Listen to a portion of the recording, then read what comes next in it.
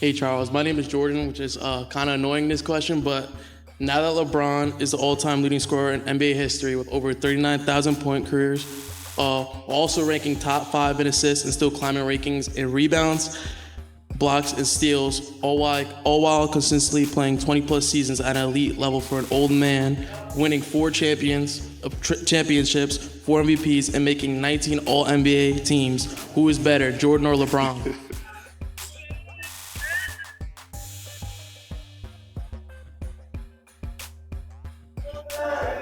You know, those are some incredible stats. They are. Those are some incredible stats. I'm never going to say anything bad about LeBron, I told you. I think he's the 3rd best player I've ever seen play after Michael and Kobe. Might not be in the team's best interest, in your best interest, to play all 82. Is that something you've thought about at all since you made the goal? That's a goal, but yeah, we'll see. The next day. I'm available to go and be in the pro. If OBJ shows up, he might score 100.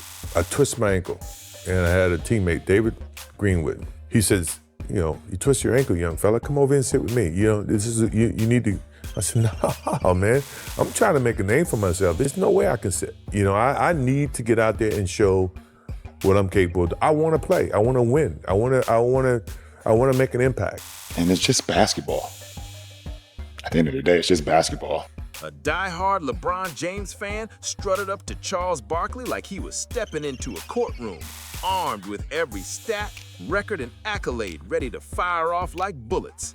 You could feel his confidence from miles away. He thought the numbers alone would prove LeBron's greatness beyond question. But what happened next?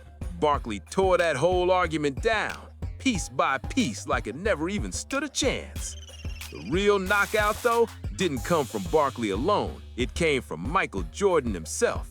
Out of nowhere, MJ broke his silence in an NBC interview, and his words straight up destroyed every single point that fan tried to make. What made it even more brutal? Jordan didn't even know this fan existed. He wasn't in the room, never responded directly, and still managed to humiliate the entire LeBron is the GOAT argument without saying that fan's name once. And when you hear what Jordan revealed about his mentality and how he views the mindset of today's players, you'll instantly see why the stats prove everything argument collapses completely.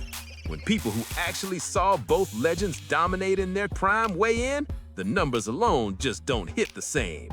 This whole moment went down during a fan Q&A session Barkley was hosting. And get this, the fan's name was Jordan.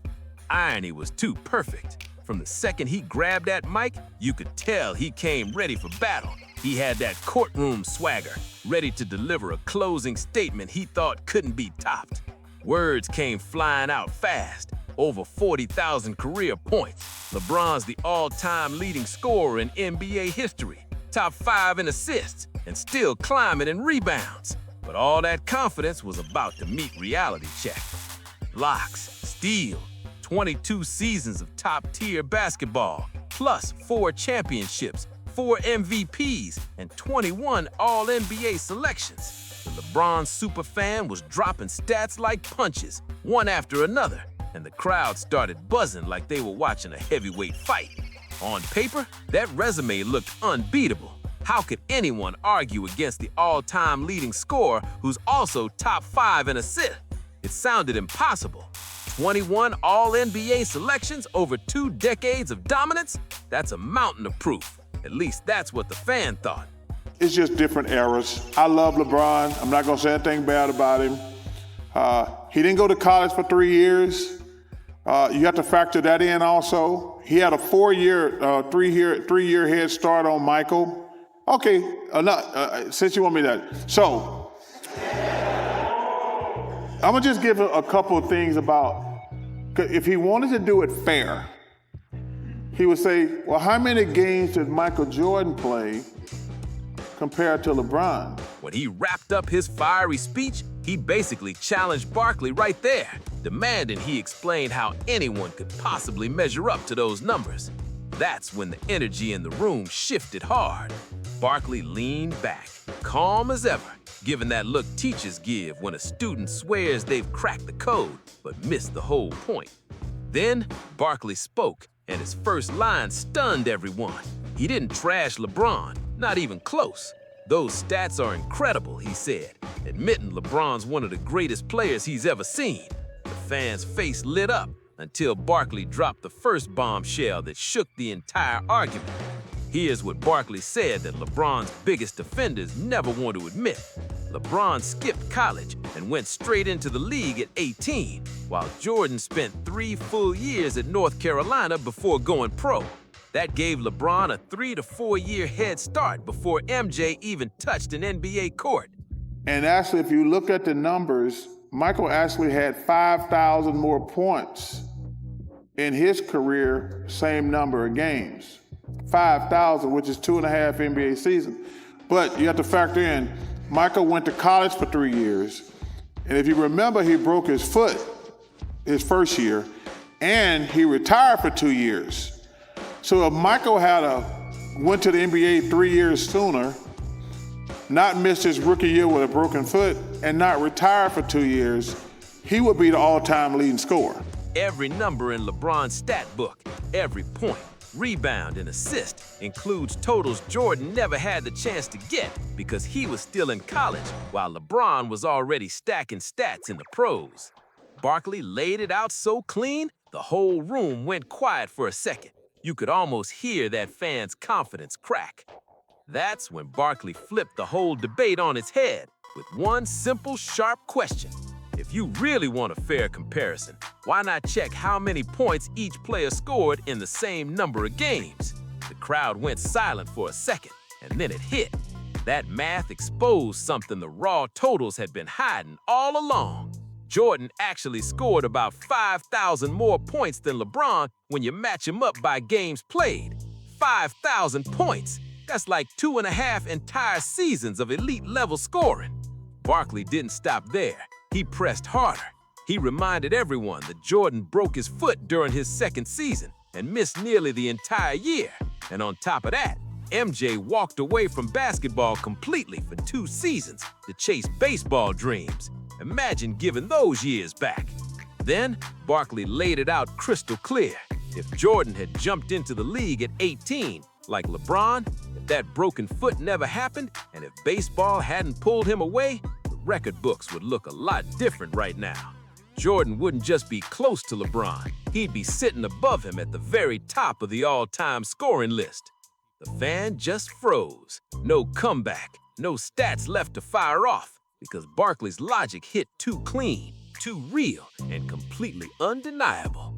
Once you adjust for those extra seasons LeBron's played, the so-called gap in stats doesn't just disappear, it flips the other way. But here's the wild part. Barkley wasn't even done yet. He said something that made the whole crowd lean in, eyes wide open. A new stat had just surfaced on Inside the NBA, and it blew his mind. This one number completely changed how people saw the whole longevity equals greatness argument. Can I say one thing? Sure. Did you ever look at how many shots Michael Jordan took and how many shots LeBron took? I did not. Michael Jordan. They were both gunners. Michael Jordan took way more shots. Well, that was his job. You know, it's all about winning championships and winning. And it's just basketball. At the end of the day, it's just basketball. According to Barkley, Jordan dropped 30 or more points in 562 games over just 15 seasons. Meanwhile, LeBron, after 22 seasons, sits at 559 30-point games. So even with 7 extra years of playing time, he still hasn't caught up. You could almost hear jaws hitting the floor. That single number hit hard because it proves something no LeBron stat sheet could hide. Longevity alone doesn't make you greater. Then, Barkley broke it down even more. Jordan's career scoring average, 30.1 points per game, still the highest in NBA history. LeBron's 27.0, which is amazing, no doubt, but still a few steps behind MJ's level of domination. And the scoring titles? Jordan snatched 10 of them during his run, while LeBron only has 1. Once you line those numbers up, that all-time scoring record starts to look a lot less magical because LeBron didn't pass Jordan by outscoring him. He did it by outlasting him, and those are two completely different types of greatness. This was the turning point. Barkley's argument stopped being just about numbers and started hitting something way deeper. He began talking about how each legend built their legacy, not just what they scored. Jordan's entire championship dynasty happened with one team, one franchise, one culture, one mission. That kind of loyalty and focus, that's something stats can't ever measure. So and let me tell you something. LeBron, we compare him favorable to Magic Johnson. He's a more of a triple threat than Michael was. I'll agree with that. But let me ask you a question. I want you to be honest with me in your heart. All right. If you had one game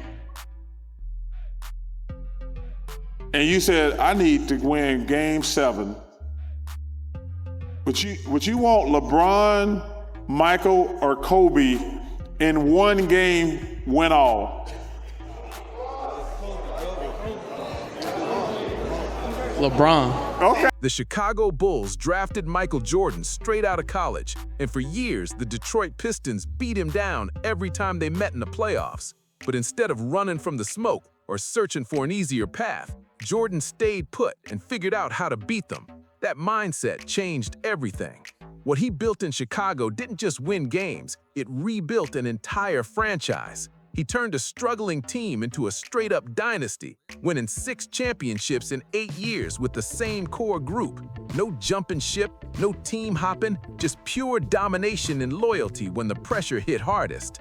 LeBron, though, his journey looked totally different. After 7 seasons in Cleveland without snagging a ring, he made the decision, the headline that shook the sports world. He took his talents to Miami to join Dwayne Wade and Chris Bosh, and that one move changed the entire NBA forever. It kicked off the modern super team era, where superstars team up in free agency to chase rings instead of building legacies right where they started. But that wasn't the end. When Miami started slipping, LeBron bounced back to Cleveland, where he instantly pushed for a Kevin Love trade to form another powerhouse squad. And when that situation started to crumble too, he packed up again, this time for Los Angeles to partner with Anthony Davis and spark another championship run. That's 4 different franchises and 3 different championship cores that LeBron either joined or handpicked himself. That's not just movement, it's a whole pattern. And that's exactly why Barkley's never budged from his ranking. Jordan first, Kobe second, LeBron third. He calls it team stacking, and he's been saying it for years. And Barkley's not alone. Julius Erving recently left LeBron completely off his top 2 all-time teams for the same reason. Dr. J said it straight. LeBron led the charge in assembling these rosters. People always try to clap back with the Scottie Pippen argument, but Barkley says that's where fans miss the mark, because what Jordan had in Chicago wasn't a super team built through trades or free agency. It was a brotherhood that grew together through grind, pain, and pure willpower. Jordan didn't go out recruiting Pippen, he didn't have to. The Bulls drafted Scottie through their own scouting and development. And when the Detroit Pistons kept knocking Jordan out of the playoffs year after year, he didn't run from the challenge. He stayed in Chicago until he finally conquered them. That's a whole different level of grit. Building a championship squad through the draft and hard-earned chemistry is nothing like hand-picking superstar teammates through free agency and pushing for trades to build shortcuts to success. After all the debating, someone in the crowd finally dropped the question that shut everything down. Forget the stats for a second. In your heart, with one game to win, Game 7, everything on the line, who are you taking? LeBron, Michael, or Kobe? What do you think of when you hear the term load management thrown around?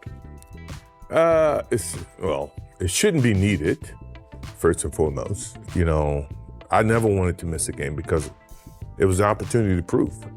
It was something that I felt like, you know, the fans are there to watch me play. I want to impress that. The fan didn't even blink.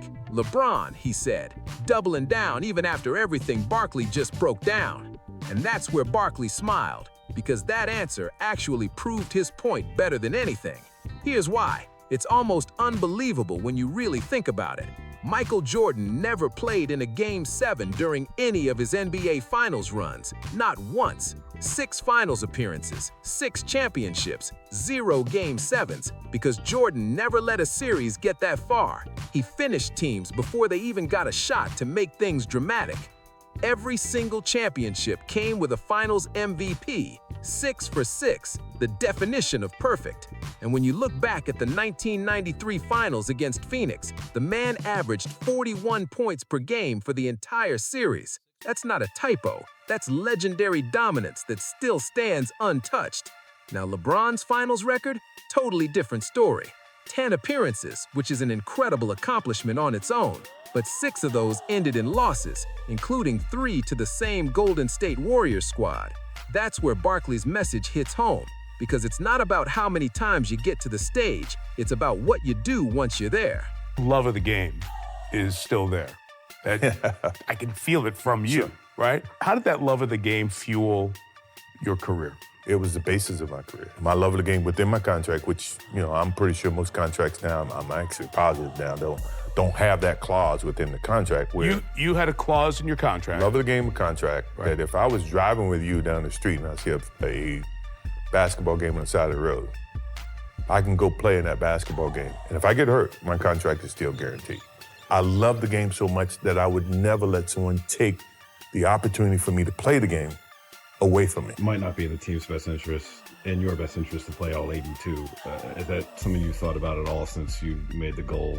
Maybe that's a goal, but we'll see. The next day, I'm available to go and be in the pro. If OBJ shows up, he might score 100. A 4-6 finals record means more losses than wins when the championship's on the line. And that's something LeBron fans can't just brush off.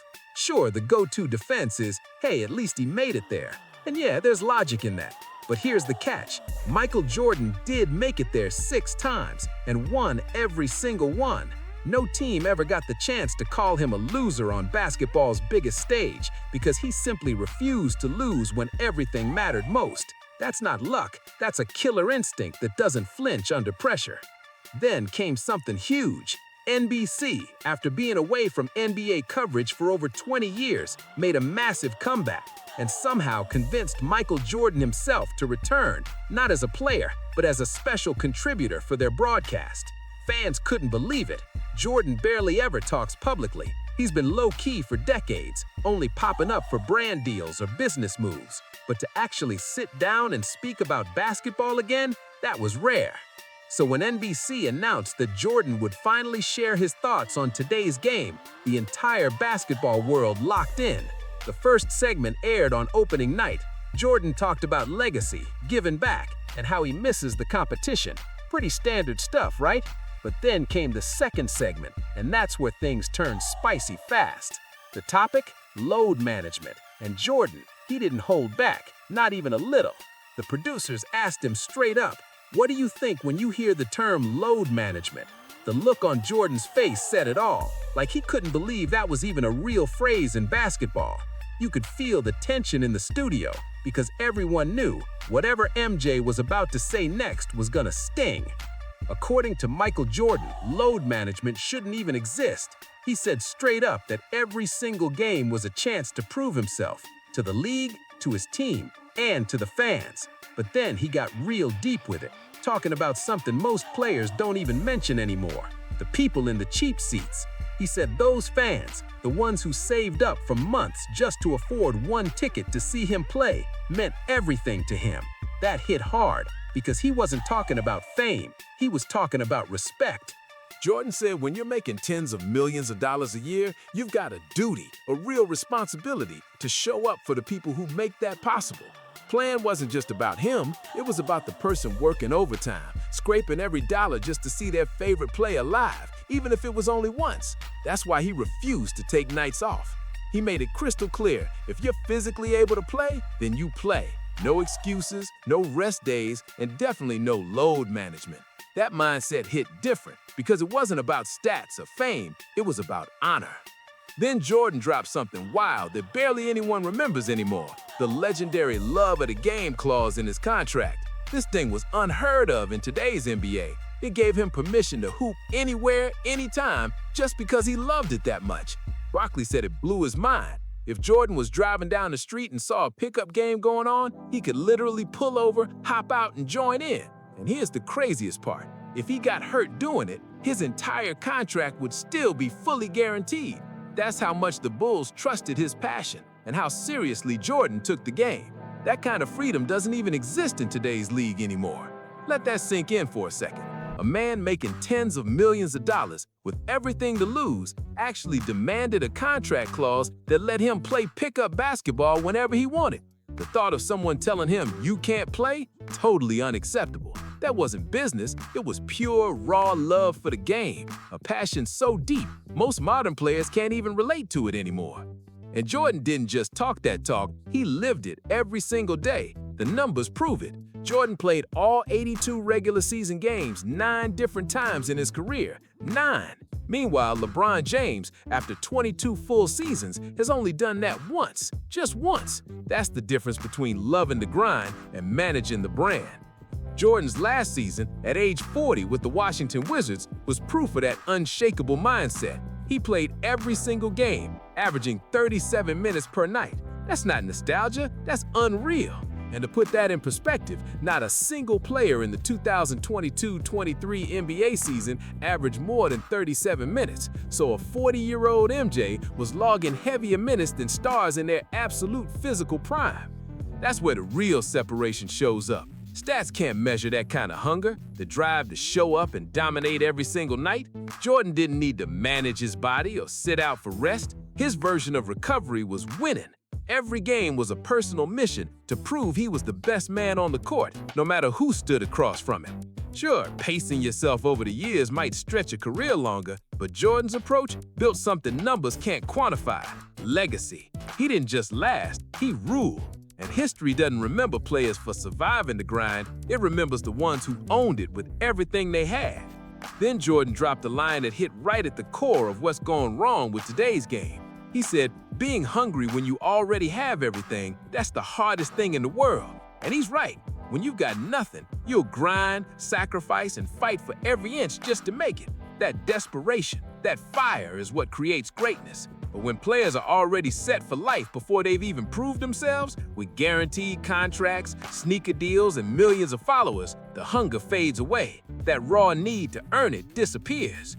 Jordan's philosophy was brutally simple. Go in, do the job, be the best player alive, and let everything else come after. He didn't chase fame, he chased victory. The people handling his brand and business took care of that stuff because Jordan's focus was always locked on the game itself. On the court, it was all him.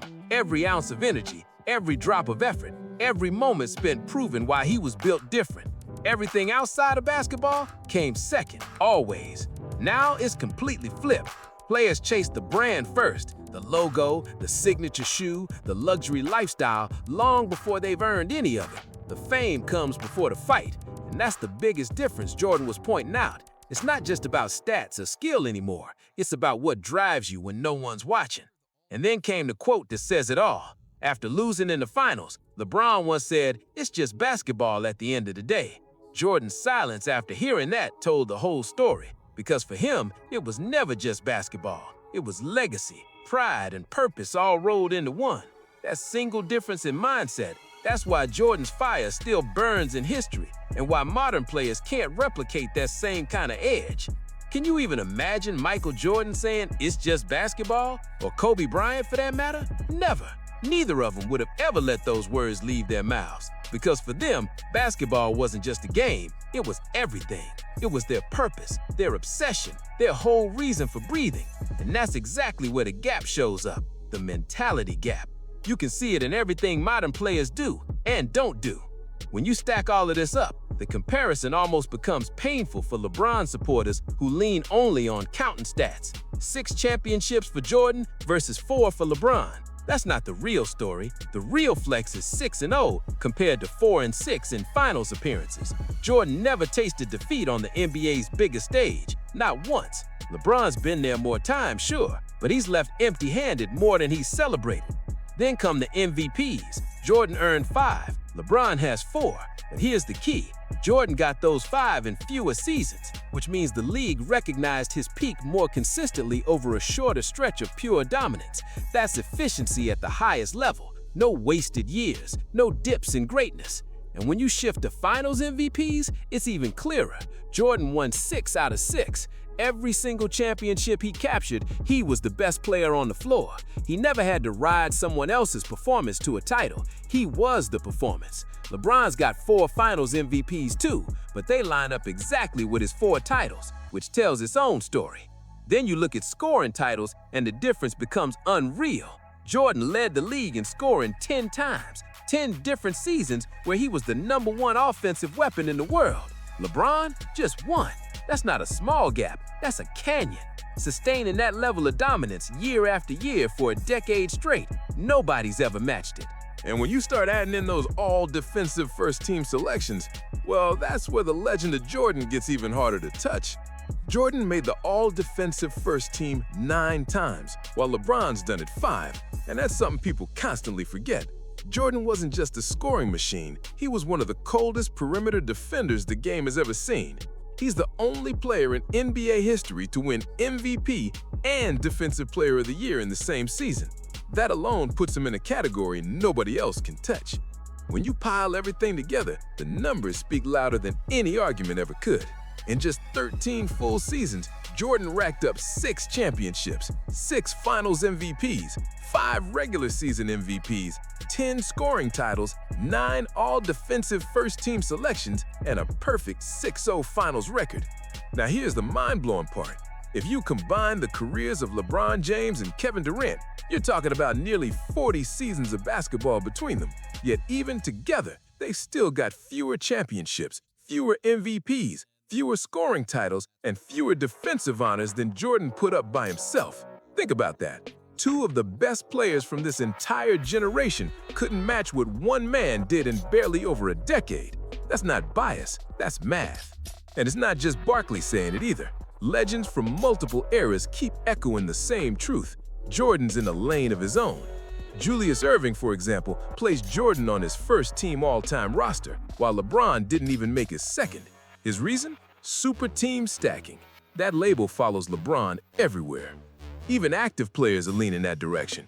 In 2024, The Athletic ran a poll asking current NBA players who they'd pick as the greatest of all time.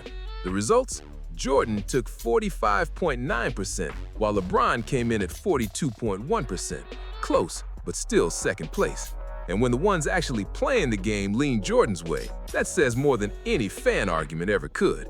And here's the craziest part. These weren't retired legends stuck in the past or holding grudges. These were current NBA players, the ones out there right now competing in today's league. And even they still give the edge to a man who hasn't played a professional game in over 20 years. That says everything. It shows how the real basketball world views this debate when the cameras aren't rolling and the hype fades away. That LeBron Superfan walked up to the mic thinking he had an ironclad case. Every point, every assist, every season of production memorized like gospel. He believed pure numbers could end the GOAT debate once and for all. But Barkley flipped that idea inside out, and Jordan's own words, spoken decades later, backed it up without him even knowing this moment existed. Because real greatness, it isn't measured by how long you play. It's measured by how much you dominate while you're there. Championships won will always matter more than finals lost, and consistent destruction means more than career longevity. Jordan needed only 13 full seasons to leave behind a legacy that still overshadows everyone else.